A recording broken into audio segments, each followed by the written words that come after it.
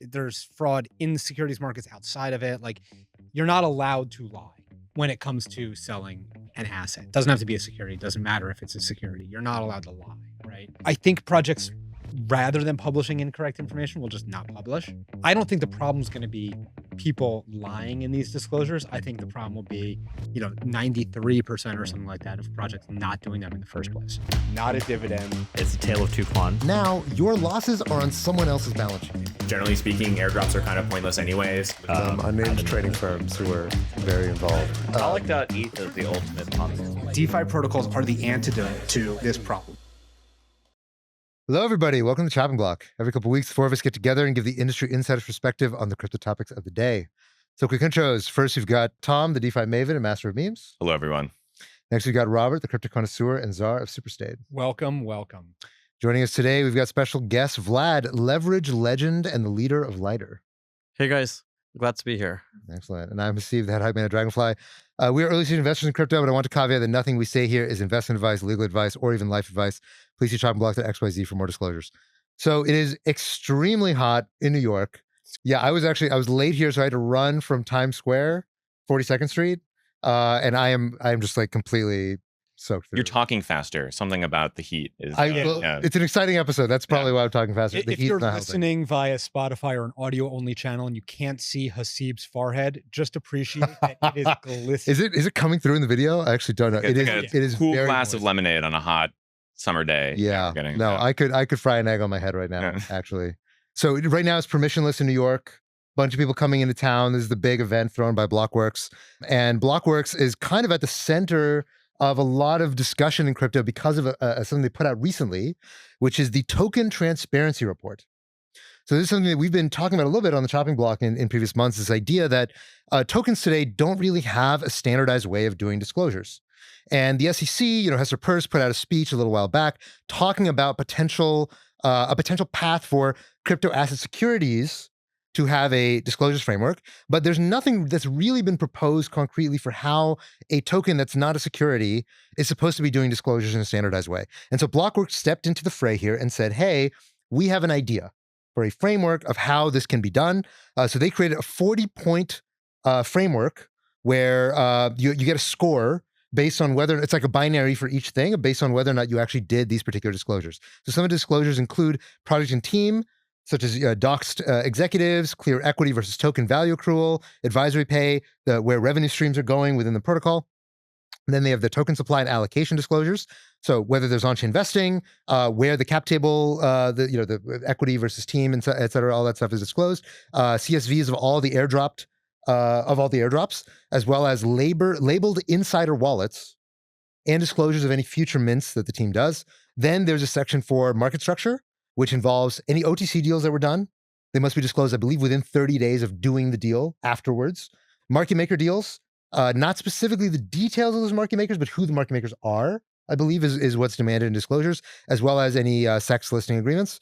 And then finally, financial disclosures, quarterly token holders reports, and on-chain treasuries. So the goal is to make everything as easy as possible to find in one place.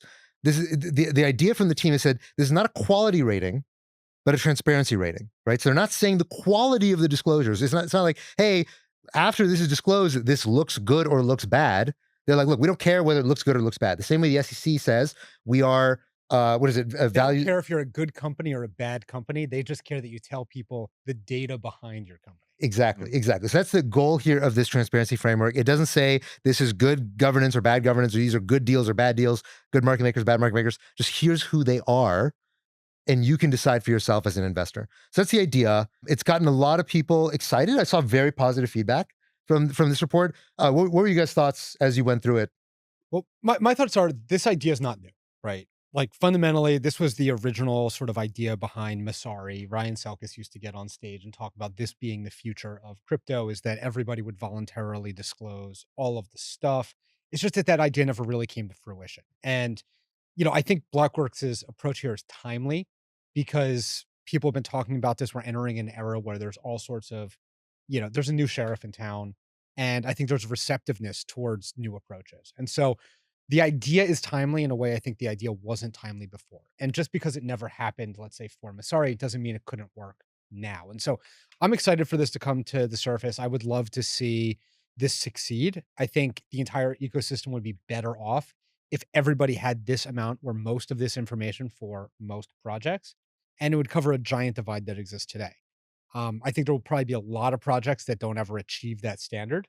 I don't know if retail investors will care, but we might over time start to see, some sort of like separation between, how projects are perceived, whether they're producing or not producing this information. But So too soon to tell. yeah, the first cohort, I believe, was 7 projects, most of which were Solana-based projects. So I saw Jito was one of them. I believe Camino was also on the list.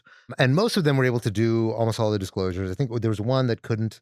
Or wouldn't. Yeah, or wouldn't. And so for the most part, it remains to be seen whether projects that have already been out for quite a while will be willing to do this. Right? I can imagine new projects saying, "Hey, I need to build trust with the community. I also need to build trust with the exchanges and with potential investors." And so it might be that you see the separator be just age. But Tom, what was your take seeing this? Yeah, I mean, I thought it was very comprehensive. I feel like they kind of had all the components that I would be looking for in like a kind of disclosures framework. I think the question, or maybe two questions in my mind. One is just like, for everything like this, you need like a stick and a carrot to actually get people to adopt it. And the question is like, what are those going to be, right? It would be nice to see like exchange partners saying, hey, we'll prioritize review of You only listing get listed applications. if you've done it. Yeah. Or something that actually incentivizes people to do it versus, hey, maybe the market will give me some reward. I think the other thing is just like, how do you verify this information, which is another common issue. I mean, this was what other issue with like the Trump and Melania tokens, right? Is like they say, hey, here's the actual team, or here's the pie chart and the ownership, or here's the vesting schedule. And then people would be looking on chain and be like, okay, well, these numbers don't add up, or why are these tokens moving? And it feels like there should be some way to kind of bake some sort of automatic verification, or like, frankly, you might even use like an LLM to like verify the data that you give someone actually matches up with what's happening on chain. I'd love to see that be automated more. And you can imagine things can change over time too. And so some way to sort of constantly re-verify this data, or maybe offer new disclosures or something like that. Yeah. Right now, it seems like it's all kind of Blockworks. There's like a website by Blockworks where they verify this manually for the projects that go through them. And one can imagine maybe someday there'll be a business model of different people who like each of them have their own way of like stamping, yes, you did the thing. But at least right now, it's kind of just all Blockworks that seems to be doing this. But if we see a broader uptake, maybe there could be a bigger ecosystem of people. Well, in markets period, let's not even mention crypto markets. In markets period, there is the concept of fraud, right? And so, the stick. Are you saying in crypto there's not the concept No, of there fraud? is. There absolutely is. But I'm Yeah. saying like it's not crypto specific. There's fraud in the securities markets outside of it. Like you're not allowed to lie when it comes to selling an asset. Doesn't have to be a security. Doesn't matter if it's a security. You're not allowed to lie, right? And so there already is, in essence, a stick. If somebody were to publish knowingly incorrect information, it could be fraud, right? And so I think projects, rather than publishing incorrect information, will just not publish. Hmm. I don't think the problem is going to be people lying in these disclosures. I think the problem will be 93% or something like that of projects not doing them in the first place. I see. So do you think, okay, to that point, fraud in a sense, we already have, common law definition of fraud. You don't necessarily need the SEC to come in and create this big disclosures framework. If the industry opts in, exchanges all say, hey, you got to do this stuff in order to get listed. Do you think that's enough? Or do you think we need to go a step further and say, okay, maybe the SEC is like, oh, hey, this thing you guys made is cool. Let's adopt it and standardize it. I think if there was widespread acceptance, if exchanges started mandating it, I think rather than 93% of projects not doing it, I think you'd get 93% of projects doing it, hoping that they get exchange listed, right? And I think like a voluntary process would be extremely successful if there was widespread ecosystem buy-in for it. Right. And you wouldn't need regulator-driven standards. I think most likely what we see is that we don't get complete adoption. We get partial adoption at best, and it informs the SEC and regulators on what things would look like, in practice if there's rules for it. And they get inspired by it and they say, oh, actually, we really like, A, B, C, D, E. We don't love G and F. Parts of it get adopted. Hmm. So Vlad, as a token founder, how do you think about whether or not Lighter would be comfortable making these disclosures? How do you feel about them as a framework? I think I need to review the whole framework, but I think at a high level, something like this makes a lot of sense since like I think there have been a lot of bad actors in the past. So like as a pre TG project, ourselves. Like we see a lot of kind of negative assumptions about how much of the token the community might get, or if there are side deals. So I think like having if this is like adopted, I think it would be a good idea to for projects like Lighter to participate, because then I think it would be like a better baseline instead of just like, because I think right now it's like folks assume the worst, right? Mm. And so I think it's good. I think like to Tom's earlier point, if some of this data could be verifiable, it would be better than if it's all self-reported. But yeah, I think this is a step in a good direction. I'll have to review the details. And yeah, I think overall something positive. Are there any aspects of the project you would be least comfortable disclosing? Yeah, I guess I haven't seen like the 40. I've seen some of them. I haven't seen like all 40 points listed, but I mean, I think for us, we're pretty. I guess it depends on like when it needs to be. Let's say the day before the token is distributed. Yeah, I mean, I think yeah, that's. I can't think of anything specific that we'd be uncomfortable with. You So know, the yeah, one project, I don't remember what it was now, but the one project that was in that initial cohort that didn't disclose, I believe the ones they didn't disclose were, I could be mistaken, but I believe it was around market making agreements. And I know from having spoken to some lawyers, the reason why a lot of projects have trepidation about disclosing market making agreements is that there is existing case law that implies that if you are supporting the liquidity of an asset, that makes it more security like. Hmm. And so now it's sort of become a norm in crypto that everybody does this for everything. And so it's always expected when you get a project listed that you're going to help with liquidity. Like the exchanges specifically will ask you, if you want to get this token listed, you need to go and employ market makers. We're not going to go employ them. Whereas in the normal world of exchanges, normally the exchange is actually the one that is the counterparty to the market maker, is my understanding.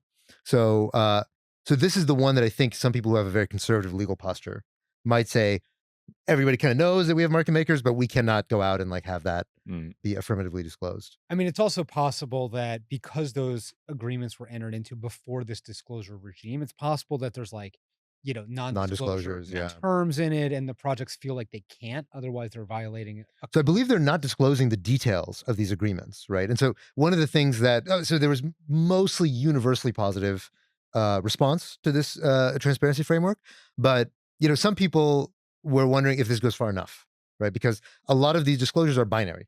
It's did you disclose it or not? And did you disclose like who the market makers are? So okay, you worked with Web3 Port. Okay, that's probably enough to know like, hey, this thing's shady. But if you worked with Wintermute, okay, what's the strike price? Like how much is like how much of the float do they have in their loan call option structure? That is not disclosed. And one might think that like that's very, very important to disclose in order to understand right. the actual economics of this floating token. Right. As an investor, it's relevant whether, Wintermute has 1% or 5% or 25%. Right. And even for the investors, one of the things that they don't ask you to disclose is the cost basis for those investors, Hmm. right? Did some investors come in at 1 cent, 10 cent, 25 cents? Like how much in the money are these different investors? In an IPO, you would know all those things, right? Every single financial transaction that's happened with this company is disclosed at the point of an IPO. But with a token, we don't have that conformity. Now, some of this, I was talking to some of the Blockworks team and they were telling me that they're getting a lot of good reception from the exchanges about this. Is that the exchanges feel the issue that we've been talking about in the past of people losing confidence in the token generation pipeline thing, that retail kind of needs to have confidence that these tokens are legitimate and they're not getting swindled or dumped on. So exchanges, this is resonating with the exchanges, and I think they want to see if other people adopt it, they may consider adopting it as well, and making it more legible of like how much of these disclosures have been done by the project that's about to get listed. That being said, like you have to one of the things that the Blockworks team said when I was chatting with them about this is that with investors, one of the big discussions was how much should the disclosures fall on the team versus the investors, right? And with a team, the expectation is everything should be disclosed about the team, where the team wallets are, when they vest, et cetera, and like when their team is selling, everyone should be able to know. But for investors, they don't have that, right? So they know how many of the tokens are owned by investors, but where the investors, which addresses belong to whom, that's not disclosed. And their view is that this is okay because investors are supposed to sell, right? The expectation is that investors will sell, whereas the team, if the team is selling, that's much more important signal to the market than investors selling. That was their view. Yeah, I mean, I think that's a little broken because if you look at like the traditional securities regime, Hmm. that's true up to a certain point. It's like anyone over 5% has forms that they have to fill out, and they have to say when they buy and when they sell and all of these things because they're considered important enough, right? And so, if so and so venture fund owns 25% of a company that IPOs, like you know it, you know exactly how much they have, and you know when they're buying and when they're selling, right? Just like the team. So the question is one of magnitude, not just like a binary, investors are expected to sell. So like if I were to write this, I would say like, okay, maybe for anyone who owns more than 1% or 2% or some number of the token, then they need to disclose the wallet address and they need to disclose how much they own. Otherwise, yeah, they're just small enough holders that it shouldn't matter because they're not large enough to really influence the project. Right. What's your take? Yeah, generally, was thinking probably recently. I think there was like a money stuff thing about this where there's some company that sort of do share buybacks to like force some investor over the 5% threshold, so they have to do disclosure. I don't remember the exact details. I wish I did right now. I wish Tarun were here honestly because I'm sure. I didn't read that. I've would be skipped the last week of money stuff. So Yeah, but yeah, no, it makes sense. Yeah. Vlad, what's your take? Investor disclosures versus team disclosures. Yeah, that one I think probably this is probably an area where kind of TradFi has maybe mostly gotten it right. So I mean I think I would kind of agree with the point there where it's not just about are you an investor, it's like the magnitude. I guess one other point is like, we're a perp dex, right? But we're gonna add spots soon. So at that point this will be more relevant to us is like which assets to list. And I think this will help in filtering out some of the stuff like the jelly, those kinds of assets that might not kind of land in a good I spot. don't Not think a high Jelly quality, Jelly is yeah. filing Jelly. disclosures. Yeah. Yeah, I mean, I don't think this is intended for the jellies of the world. Something tells me these are not going to be listed on Blockworks. Mhm. But yeah, when I heard this argument from the Blockworks team, I got the sense that this was a compromise. It's like in order to actually get, because the reality is that there's this is not like securities law where this is being enforced from on high, right? This is ultimately sort of self-regulation that's a compromise between all the market players. And in order to get some VCs on board, which they had a small number of VCs that actually signed on to the token transparency framework. In order to get those people on board and endorsing this thing, you have to kind of take in a bunch of voices and not come up with the most draconian version of this that you can contemplate. I'm on board with what you guys described of like, okay, if you're above a certain threshold, if you're more than 1% owner of the token supply, then your address must be doxed and must be disclosed in some way. Now, of course, there's a practical reality, which is that if you're an investor and you move something from here to there, you move from a custodian from Fireblocks to Anchorage or whatever, or your things like this. Those things are going to now be visible on the market, and they might be confused about what's going on, and maybe now you have to like start telling people like, hey, I'm just so you know, I'm not selling, I'm moving to da da da. And so there's a lot more that will become not legally expected, but practically expected or necessary from funds in order to signal to the market, hey, FYI, we're doing some custody operations or something like this. Right. Well, it's funny because in TradFi, everything is opaque and you don't know who's moving stock unless there's a specific disclosure. Right.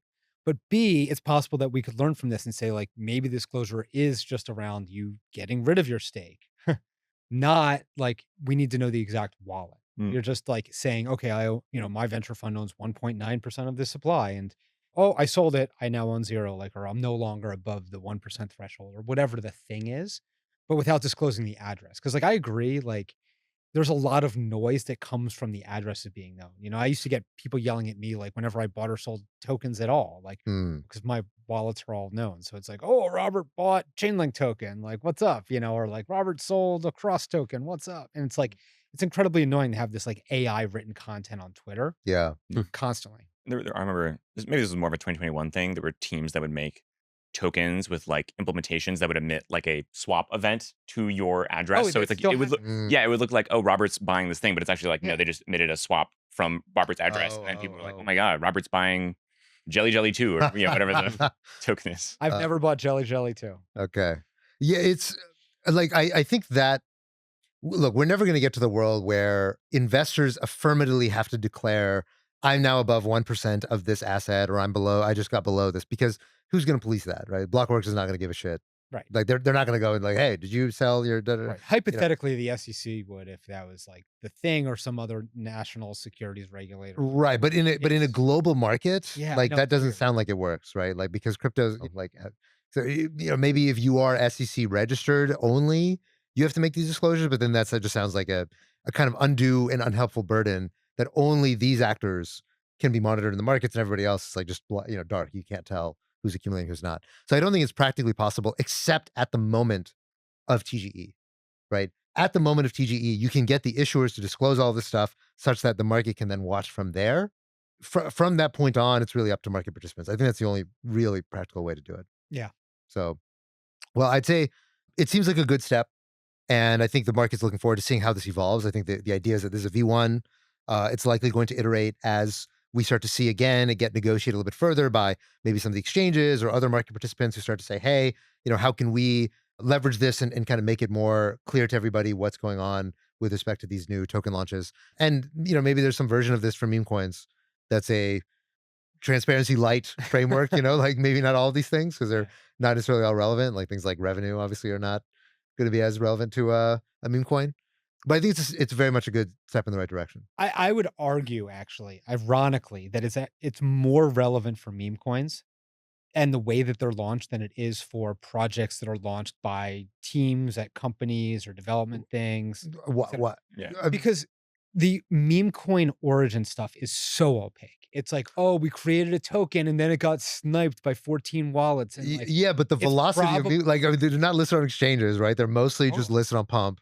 And then their life cycle is like every 6 hours. No, but there's a lot of meme coins that don't have 6-hour life cycles, and no one knows what the ownership is and where it came from and how it works and who is affiliated with it. I mean, like, there's no understanding of the meme. Right, but my sense of meme coins, it's not like so in a normal venture style token, right?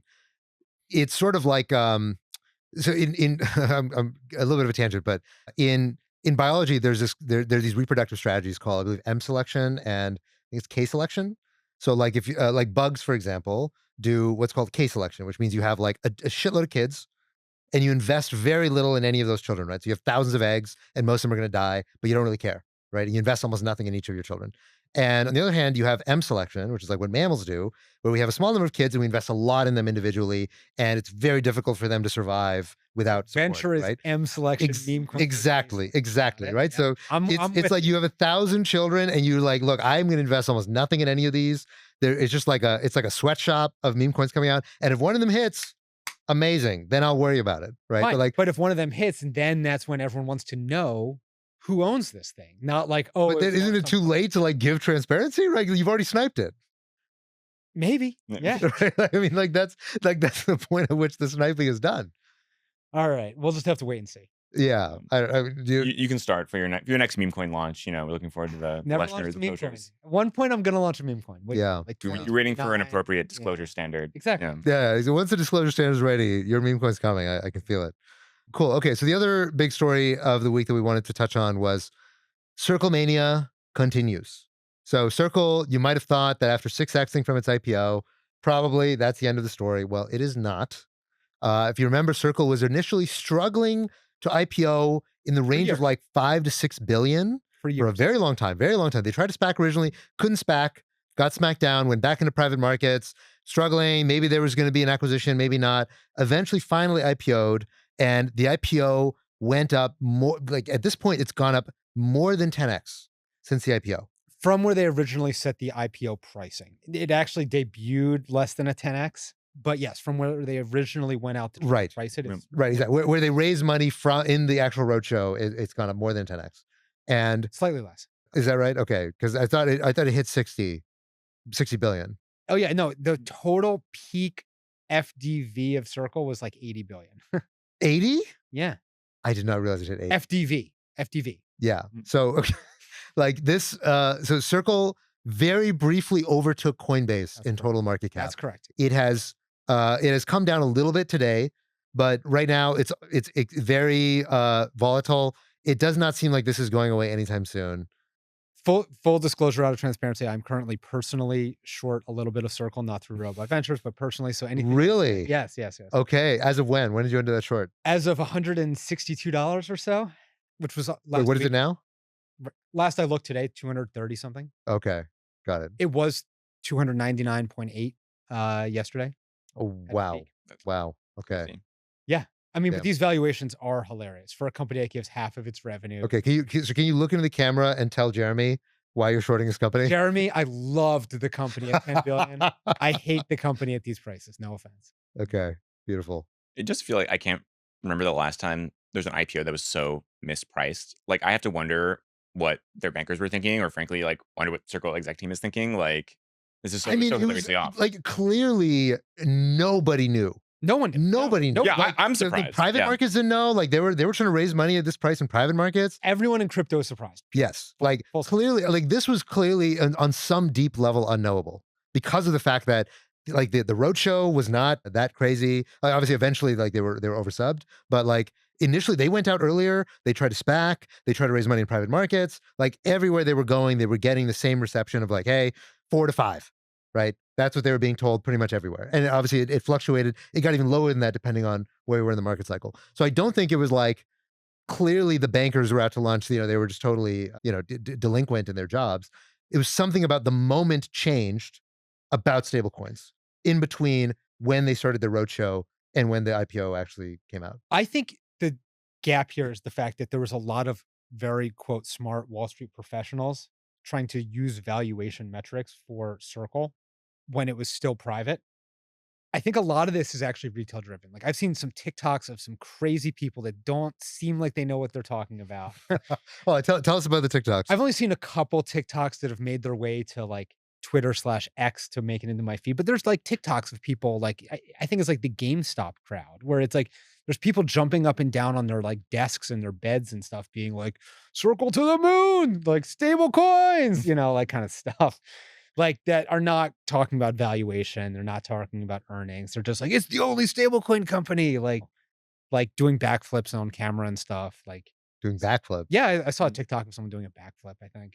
You know, Wait, when you're it on hit- TikTok now? No, the best TikToks make their way to Twitter. Okay. You know this. Okay. I do not have a TikTok. Got it. But I think it's a retail crowd that's like eating this up and is like momentum driven and is just like plowing capital. Okay. Are you on? Yeah, I mean, what's your TikTok feed look like for Circle? oh, I'm not on Not TikTok? I don't But know. is it surfacing in your X? No, I've actually never seen. You've this never before. seen a Circle? I mean, I've not seen any backflip videos No. about stocks. Yeah, What? Somehow my feed is not the same as yours. I don't know what we're seeing. Yeah, I'm deep. Yeah. Okay.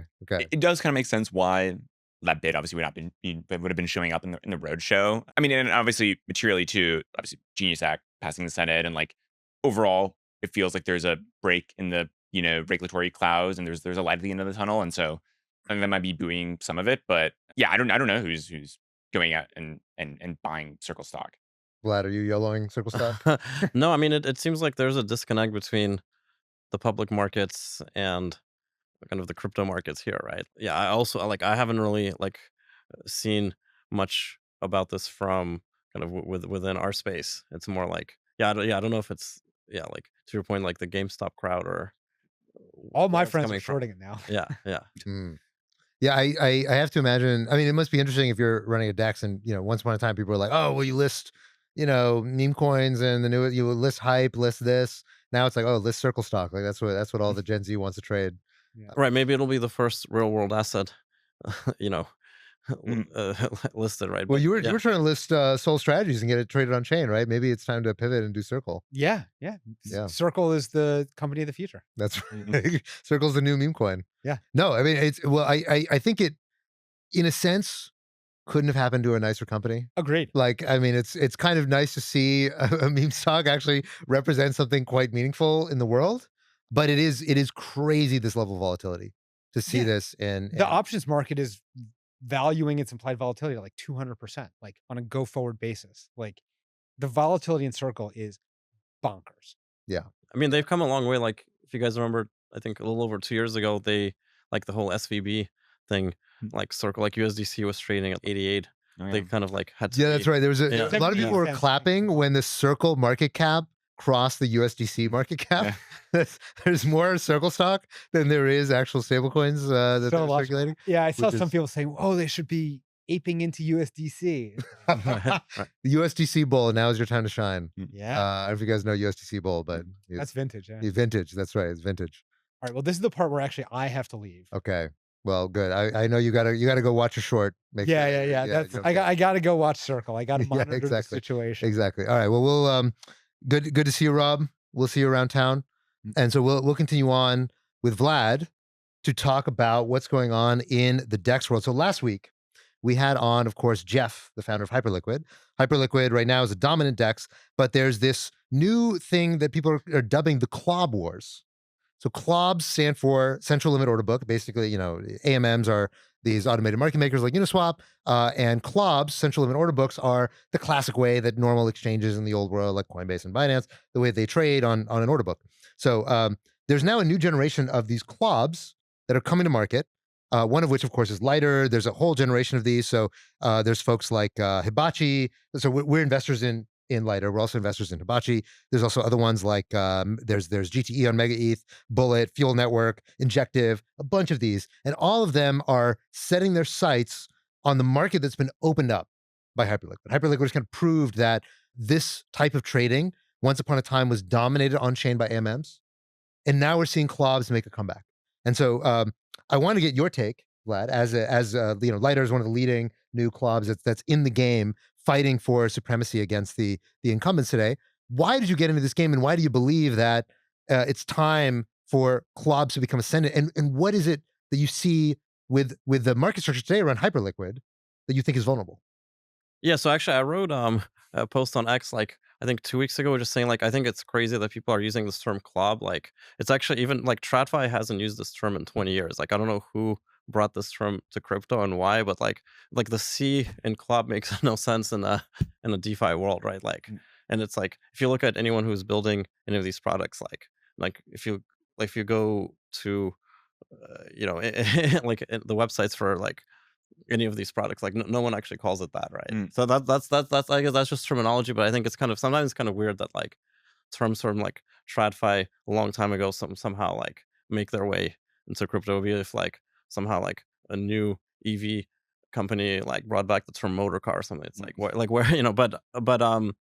but in terms of like I think for kind of the perp dex space in general, like Hyperliquid has really shown that there's because I think like we started building Lighter almost 3 years ago now, right? And it took like for us like we have a very specific kind of vision on what the technical stack should look like in terms of verifiable, making finance verifiable using ZK, and it took a while to kind of build that out. And we launched our testnet like a year and a half ago and launched our mainnet 5 months ago in private beta. But anyways, I think since kind of while we were doing all that, a lot has changed in the market where like I think we started out the leader was DYDX, and even then there were a lot of players. They were just kind of smaller, like the whole space was smaller. I think Hyperliquid has like grown the pie a lot and proven that kind of dexes are here to stay and actually are eating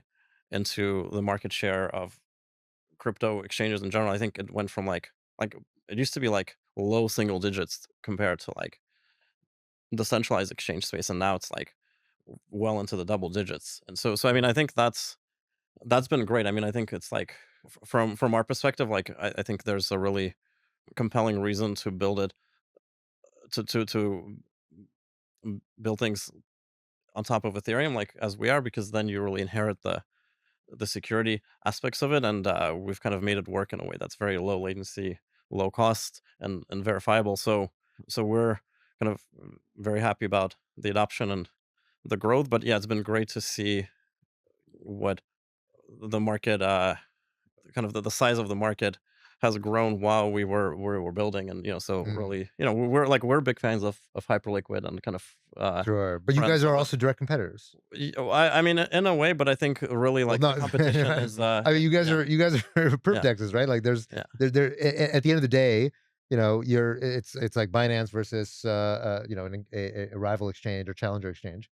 What do you see as the vulnerability right now in Hyperliquid, if any?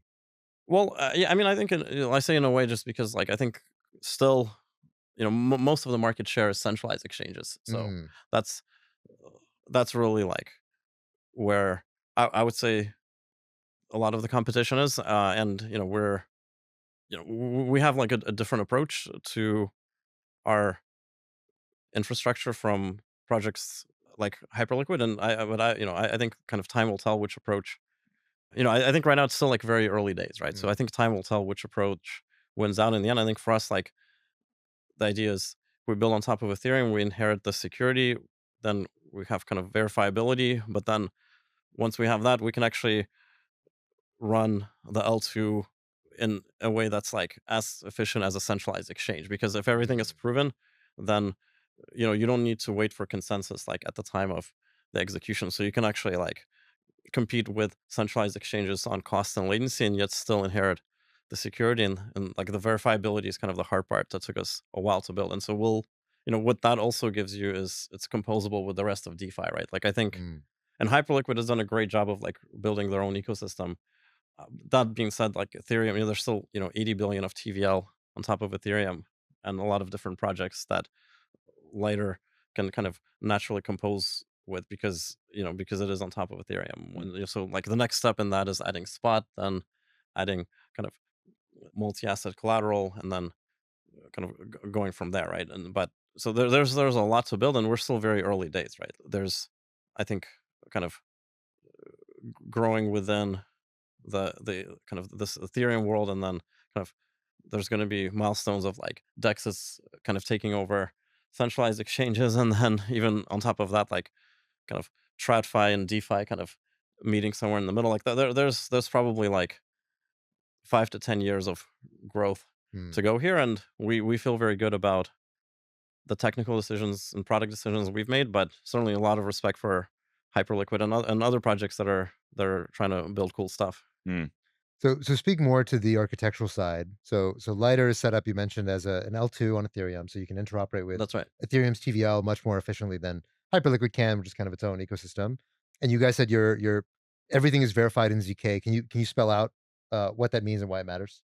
Right. So I think kind of like why does verifiability matter? I think that is kind of what like kind of like that's if you answer the question like why do you want DeFi as opposed to CeFi in the first place, right? It's like well because DeFi like the decentralization kind of gives you verifiability, but there are other ways to get verifiability, right? And that's what I think the huge innovation with zero knowledge proofs. And I think there's like the technical term for the stuff is there's like ZK snarks and ZK starks, and I guess what all that means is there's the actual kind of ZK part, which is privacy, but the more important part, like the S and snark and stark, is like succinct, right? Which means that you can compress a lot of information in very small amount of kind of block size on the L1. So what that means is you can have like millions of orders all matched correctly, and proof of that all of that happened can be very small, right? And so instead of like operating the whole exchange through a smart contract, you can actually kind of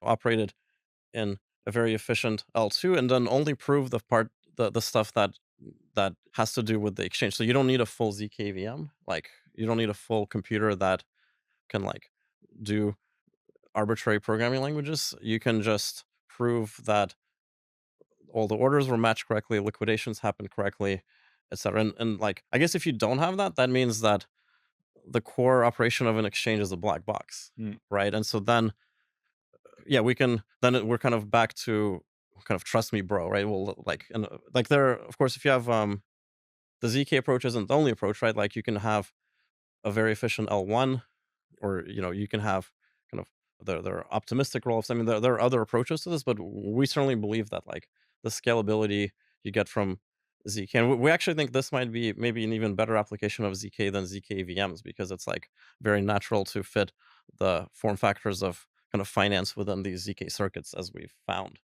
But but yeah, so essentially you can like the verifiability matters because otherwise the core operation of the exchange is a black box, and then you get things like the classic example in TradFi is the flash crash, right? Where like even to this day, this was like when the stock market was down 20% over 10 minutes. We came back, no one still even knows what exactly happened, right? Mm. So it's like, and if you have an exchange where the matching or the liquidations are a black box, the same could happen in the crypto world, right? And that's kind of, to some extent, a lot of this technology around blockchain and cryptography was built to avoid. Mm. Mm.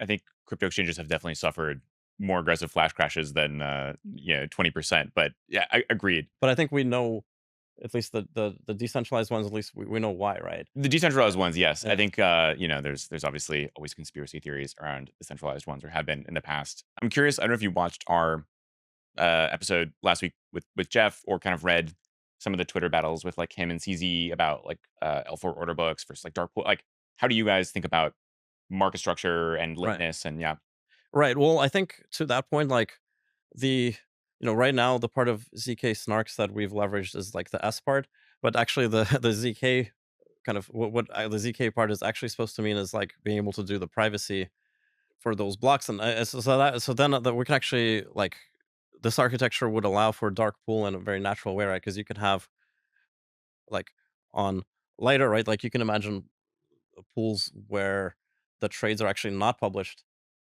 on the L1, but kind of the proofs, the positions in the trades are not published, but like the proofs that everything happened fairly are. And so the only thing that would be published is like deposits and withdrawals, right? Like, Mm. and everything else is private. Now, that's not our current architecture, just because like I think in the DeFi world, we haven't yet seen a ton of market demand for that. Like when we ask our early private beta users, like, what do you want? What features do you want next? Like that's not at the top of the list, but it's certainly, especially as like institutions start to adopt DeFi, I think this will be important. I mean, I think to the kind of the specific debate between Jeff and CZ, I mean, I think it's like I think that there's an interesting point around kind of, I think that Jeff made there, which is kind of like this like general equilibrium idea where like in a partial equilibrium setting, like any one participant, if they have more information than others, then that's kind of unfair. But like if everyone knows, if everyone has all that information, everyone knows that everyone has that information, then it's like maybe a market that's more fair. And I think there's merit to the argument.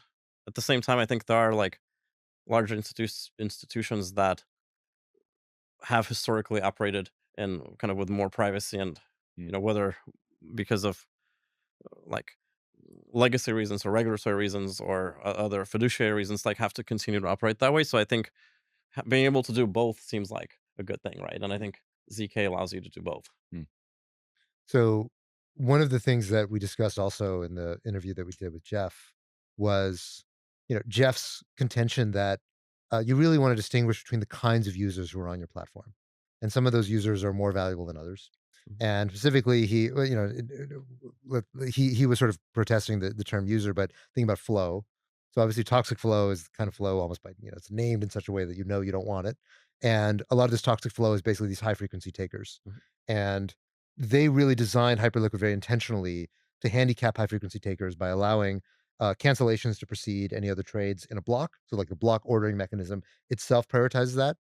And you can imagine this sort of like kind of poor man's last look that's effectively implemented if validators can actually see the mempool and they are themselves makers. They can sort of look in the mempool and decide, hey, do I want to cancel this trade before this pending transaction is actually confirmed? How do you think about that? Because you're at a layer two, you have the ability to modify the block packing algorithm. What have you guys done in order to optimize the market structure? Well, we have the ability, but we like our circuits prove that we're not doing that, right? Like that's kind of Mm, that's kind of the point of these ZK, or one of the points of the ZK circuits, right? Is that like once your order is acknowledged, that is in the order book, like anything that happens from there has to follow the rules of the circuits, which include things like kind of first in, first out, or like the kind of the time price priority. And so, for example, if we were to introduce like a last look kind of thing, that would be in the circuits, and everyone would know that that's happening. We have a different approach to the toxic flow issue, and I mean, so I agree on the high level, right? That like you kind of want, like, our view is actually like retail should have zero fees, right? Which that's what it has been on Lighter, and that's what we intend to do. The hard part about that is like, okay, how do you separate out retail from toxic flow? And I think the approach we've taken so far is to be able to essentially like start we're going to start charging fees only on the toxic flow, and then the way it would be separated out is kind of like if there's some form of rate limiting or some form of speed bumps that would not really affect retail at all, right? Like retail, if their execution takes 50 milliseconds more, like if you're just like, hey, like Mm. I think this is, I want to get into a BTC trade right now, like you don't care about the 50 millisecond thing, right? If you're toxic flow, you do care now. So because those guys that are doing the toxic flow, like they're very latency sensitive and very like limiting rate limit sensitive, and of course you have to worry about other things like Sybil attacks, and this is a hard problem, but I think we've kind of have a pretty good handle on it, and we'll be Mhm. rolling out more So the on that. idea, Yeah, if you're retail, you're just right. noise trading. There's no signal whatsoever in what you're doing. Then you're willing to tolerate some delay in actually executing your trade. If you're toxic, then you're like, I know this is mispriced on Binance right now. I need to go make this arbitrage atomically, and I cannot wait 500 milliseconds or 100 milliseconds or whatever it is. That's the idea. That's correct. And if you want to execute it without that delay, fine, but then you pay a fee. And Mm. so then I think that's a way to That's very clever. yeah. Does that exist on any other exchange? Is that a thing? I mean there's some TradFi platforms that have some versions of this and Mm. kind of currency trading. I mean, like I was kind of early at Citadel doing HFT stuff and currency, so there's some version of this, but I think the thing about it here, right, is like we can introduce all these things in a way that are verifiable, and it's Mm. like, and so Right. it's not just like, okay, because sorry, the thing you don't want is that we say we're doing this, but actually in the background, like this like market maker actually like doesn't have to pay the fee or whatever. Like that's the thing, like that's where the verifiability comes in, right? Is that Mm. to prove that that like this system that's designed to be fair to retail and kind of protect the little guy is actually doing that. Yeah.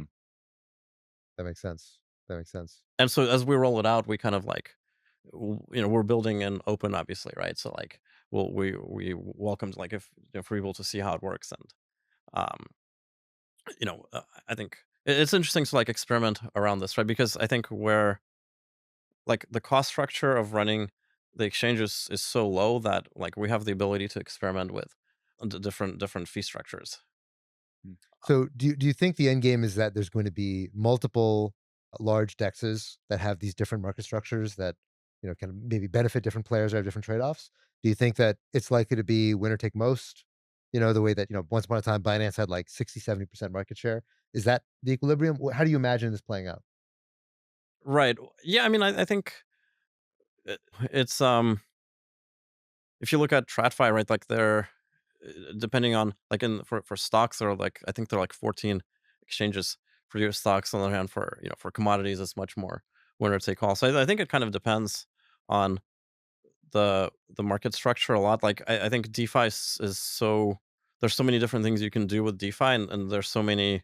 I don't know. You can imagine maybe there's like one exchange in the future that's really good at combining traditional markets and prediction markets or something like that. And maybe there's going to be. I'm just kind of imagining things here, right? But like my sense is that because there's so many different things you can do with DeFi, it's not going to be like winner take all, and there will be a few different kind of large ecosystems, I think that there's like still a long ways to go to that's already we're starting to see that, but there's still a lot more to go there. Hmm. But yeah, I think because of there's so many different things you can do with DeFi, like, or even like we're talking about earlier, like maybe there's going to be some exchange that's like particularly good at meme coins or something, right? Mm. And so which I guess to some extent already exists with some of the Solana ones, right? Yeah. Yeah. That's kind of true. I mean, do you? I guess there's sort of been this weird shift in like centralized exchange architecture that looks more like TradFi over the past few years, right? Moving towards like exchange, separating exchange from custody from clearing.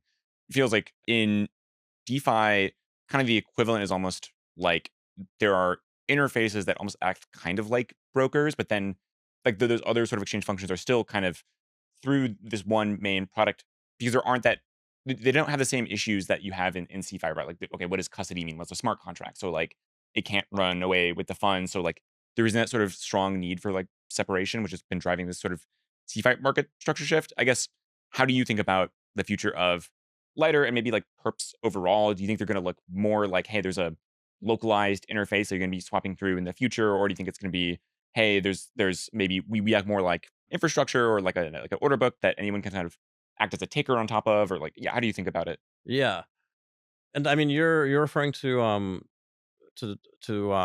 terminals like in silico, right? Kind of on top. Yes, yeah, Right. Yeah, I mean, I think that right. There's probably like I think the value there in DeFi is more around like kind of aggregation as opposed to separating out the kind of the custody aspect. But I mean,